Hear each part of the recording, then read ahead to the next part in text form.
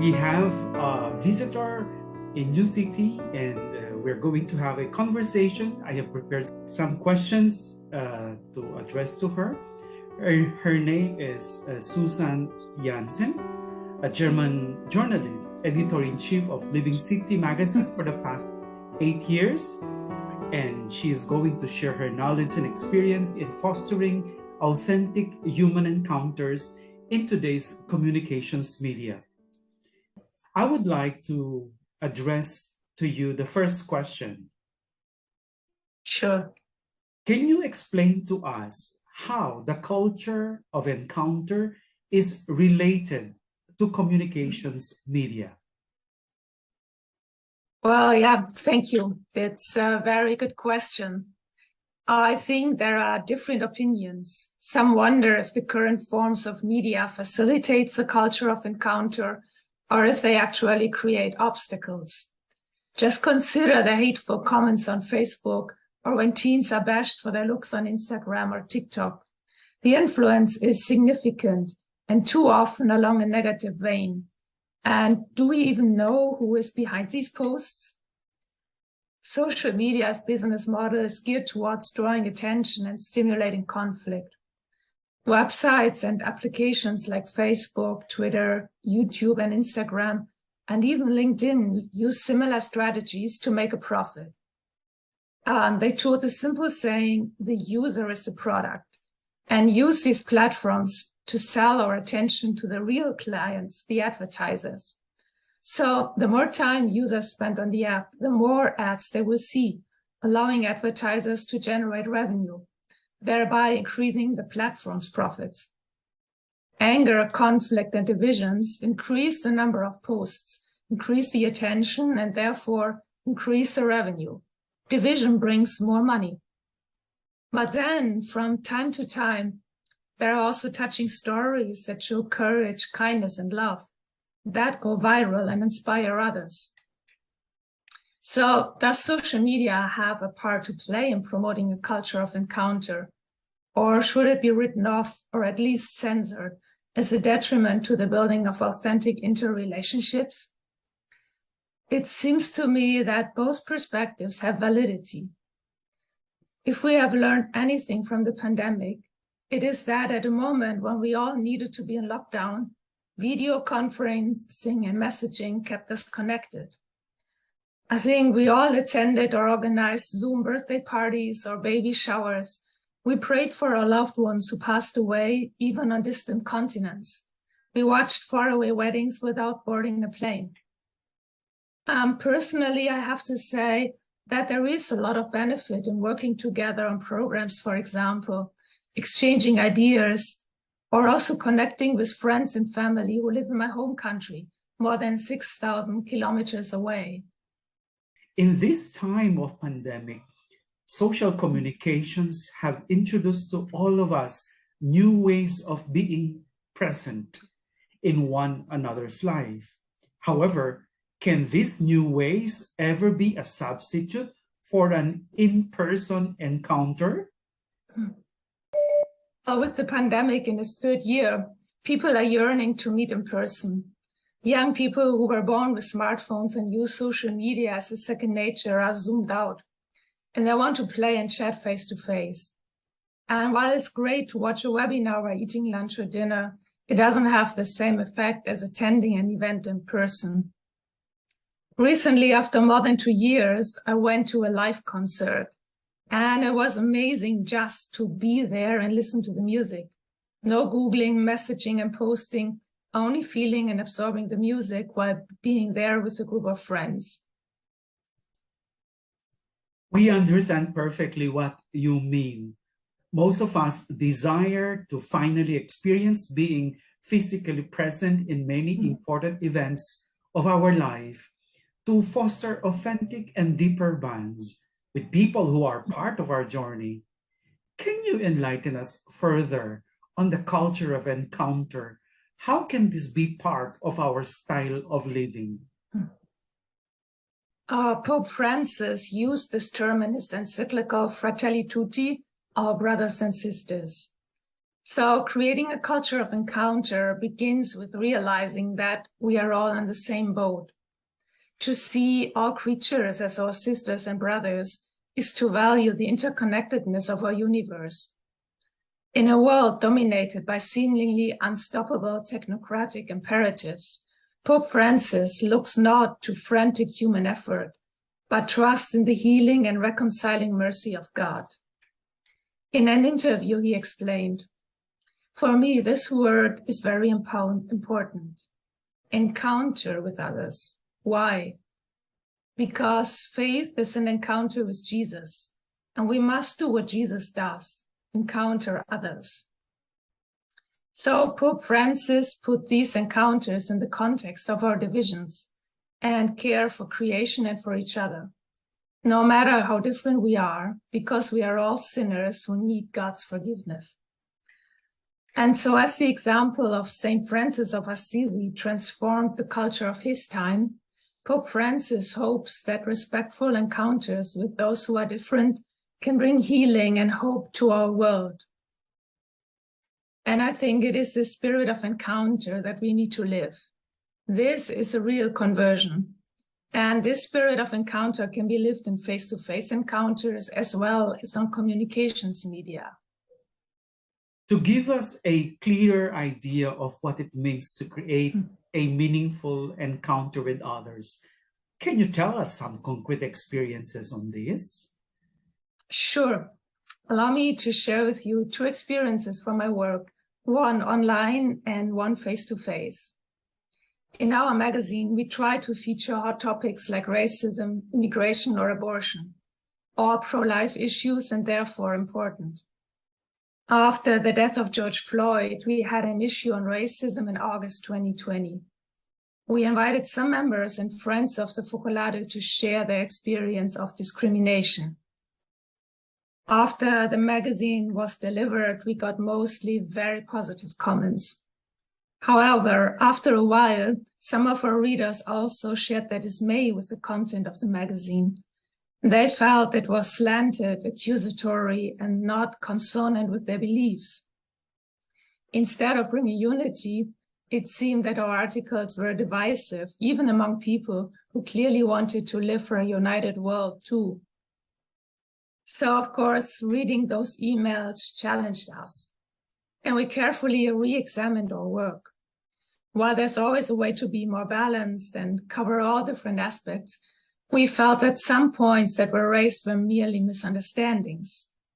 However, we didn't want to defend ourselves. So an idea came to my mind. Why don't we practice what we preach, meaning try to dialogue? We invited these readers for a Zoom meeting to better understand each other's point of view. We started really with a premise to respect and welcome each other, no matter what opinion someone would express. And we really took time for each of us to introduce ourselves. And then we as Living City staff just listened. And I understood some concerns, and we did not defend ourselves, but try to explain why we choose the authors and some photo illustrations. In the end, it was a beautiful moment of dialogue on Zoom, expressing different opinions without judging, and I learned a lot. It really didn't matter that we were hundreds of kilometers apart. In this moment, video conferencing was enabling a real encounter. We were able to understand and appreciate each other, and we became more family. A couple of months later, on another topic, we had a similar reaction from other people who were upset just about one phrase in an interview. Again, media enabled us to meet, and the people voiced their frustration at not being heard, as if their opinion didn't matter. I needed to control my impulse to defend myself and set aside my decisions to be open to an encounter, to build family and learn from those who have a different opinion. On another topic, we received a beautiful reflection on the reality of old age from a married Focolarino. We published the article, and then we planned a webinar, which was held recently. For that, I asked if I could interview him. I didn't want to push it because I wasn't sure if it would be a good idea or if it would be stressful or even difficult for him. Many years have passed since his days as a college professor, and he admits that he isn't as good at explaining things as before. But I really felt there was a treasure there, and many people could be touched by his witness, like giving spiritual glasses of water that can be multiplied by media. So I went with a video producer who offered his help, and the interview was truly unforgettable. It was a precious moment of encounter where God was present among us. And we needed to be physically together to feel the full impact of his experience. A little bit the same happened when I went to attend Pope Francis Mass in Quebec City recently, when the Pope went to Canada. There I was able to interview some of the survivors of past abuse in the residential schools run by the Catholic Church. And in this beautiful shrine filled with many indigenous people, I could feel the emotions. I saw their faces and their reactions. It made me understand so much more about their journey to healing after experiencing abuse and the trauma of separation from their families. I had to be there in person to encounter them. So, can media be a means of encounter? Absolutely. But perhaps it is just a starting step if one wants to follow Pope Francis in creating a culture of encounter. What a beautiful experiences you shared. Truly very touching. You are the editor-in-chief of the Living City magazine of the Focolare movement in the US. Can you share with us the guidelines you follow in your work and in your effort to foster relationships with your followers and with people in general? Yeah, I always remember the 4 points that Focolare founder Chiara Lubich gave to communicators in the Net One meeting in Rome. There was a meeting of communicators and journalists, and I was present there. So these 4 points are essential to living a culture of encounter in media. The first point is communication is essential. Our effort to live the gospel in everyday life has always been indissolubly united with communicating it. What is not communicated is lost. And today we can say what is not communicated through media runs the risk of getting lost. So even all our initiatives to build a more united world, if we don't share them, they cannot have the impact that they could if we share them also through media. The second is communication is mutual. That, I think, is an important point. So when we speak or address some topics, we do not stop at merely delivering content. So first we need to know who we have before us, or who are our readers or audience. We listen to the other's needs, desires, and problems. We try to walk a mile in their shoes. Likewise, we give of ourselves as well, thereby creating a certain mutuality. The third point is a challenging one, is emphasize the positive. It has always been our way to put what is good into light, out of the conviction that it is infinitely more constructive to point out what is good, dwelling on the good and positive, than to stop at the negative. This is essential for a culture of encounter. So also, rather than highlighting the differences, we want to find common ground. And the fourth point is the person matters, not the media, which is merely an instrument or a channel. Encountering others, first of all, requires putting the person at the center, not an idea or an ideology. It means putting God at the center, who sees his Son in every human being. With Facebook, Twitter, and YouTube, you could almost say that everyone has become a journalist. However, not everyone reports the facts in an objective and ethical way. We have seen that some people use social media to share content that is intentionally false and designed to cause harm. Often, unsuspecting netizens pick up a piece of disinformation and share it with family and friends without realizing that it is false or misleading. What can we do so that our posts become invitation to a meaningful encounter with others? I always try to answer some questions in my mind before posting something or sharing a post. So, first question, is it important? We have to share important information, also share the tragedies and injustices that happen. But I think we don't have to blow up minor details that are irrelevant, which often happens in media today. The second, is it true? Fake news is everywhere. So I always should check the source. Is it reliable, or does it come from a partisan website? The third one is, does it contribute to something good? That could mean, does it offer a positive perspective or an invitation to step back and look at the topic from a different angle? Or perhaps, might it just make you smile? And the fourth one is, does it help to overcome divisions and build unity? Does it call for a deeper understanding, for encounter? Or does it play into biases or drop a punchline at the cost of the dignity of other people? Even a politician that I dislike is in the end a child of God. So I think with these criteria in mind, we can together create a culture of encounter. Wow. I can only say wow, and thank you very much for this wonderful moment with you. Very brief, but I think it contains things that we can treasure. All our friends in UCT will be able to treasure and follow the guidelines you have proposed to them and live a life that is more towards building relationship. No? This concept of, it's not a concept, but it is a lifestyle. No?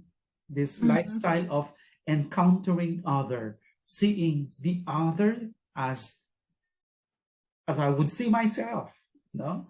If you are to say a last word, what would you say to our New City friends here in the Philippines, but also abroad?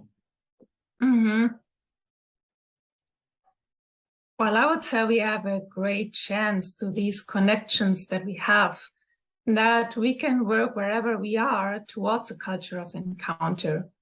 We, with the experience that we have, that we experience unity beyond borders, beyond the cultural differences, we can be witnesses to that, and we can give hope to the people that it is possible to understand each other, to build bridges, and therefore we can already be this culture of encounter.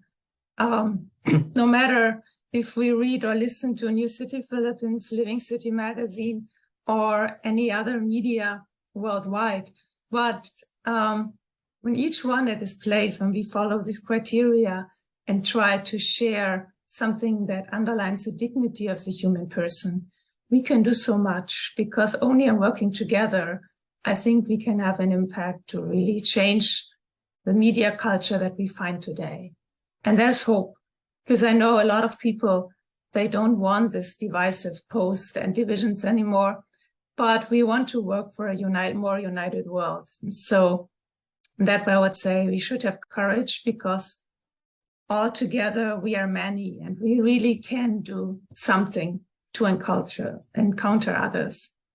Okay, thank you very much again, Susan, for this wonderful moment, and we're very grateful for your time, for saying yes to our invitation. And for sure, this will help a lot in living this style of life, the culture of encounter. Thank you very much.